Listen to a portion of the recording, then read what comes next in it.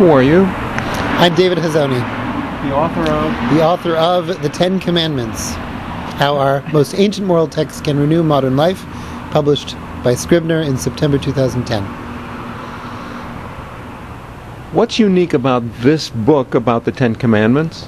According to polls, only 40% of Americans can name more than 4 of the Ten Commandments. And yet we see them everywhere. In synagogues, in churches, we have big battles over whether or not they should be in front of courthouses. But the bottom line is that most of us know what they look like, but we don't know what they say. And I was always troubled by the idea that we could be talking about the Ten Commandments without getting into the text of it, without understanding what they're really all about. So I undertook to write a book about the meaning of the Ten Commandments, considered as a text within the broader context of the Bible. So now, the first most important thing to note is that the Ten Commandments in the original Hebrew are not called the Ten Commandments. They're called Aseret HaDvarim, which means the 10 big statements, the 10 big things. And I understood that as a sign, as an indicator that we should be reading them in a broader way, paradigmatically, that each one of them represents an important idea, and that all 10 of these together constitute a powerful vision for what human society should be like. So in my book, I examine each one of them in a separate chapter, and I go through them. The first one being, I'm the Lord your God who took you out of Egypt. The second one being abandon idolatry. And I show how the third one is not taking the Lord's name in vain, not keeping or not violating the Sabbath, keeping the Sabbath. You're going to edit this. The third one is not taking the Lord's name in vain.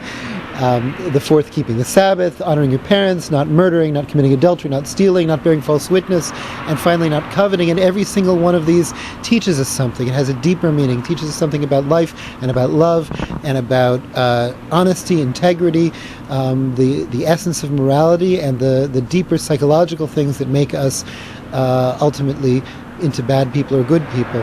And so if we study the Ten Commandments, if we study them carefully and read them with a sensitivity both to the text and to the deeper human messages that are there, then we can understand them, and we can talk about them in a creative way, and not simply look at them as symbolic of some bigger cultural war or of some blah blah. For people who feel like they know what the Ten Commandments mean already, what new light are you shedding?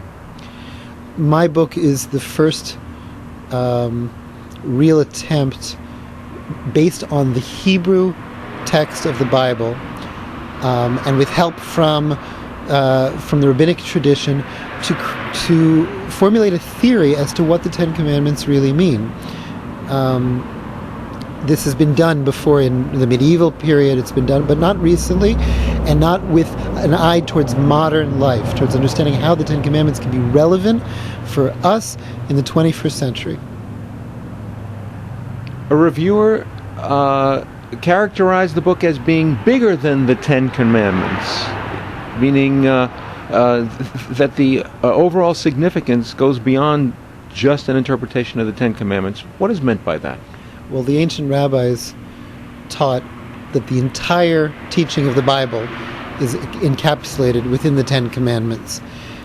Because the Ten Commandments first of all, they're presented as the most important text ever given to man.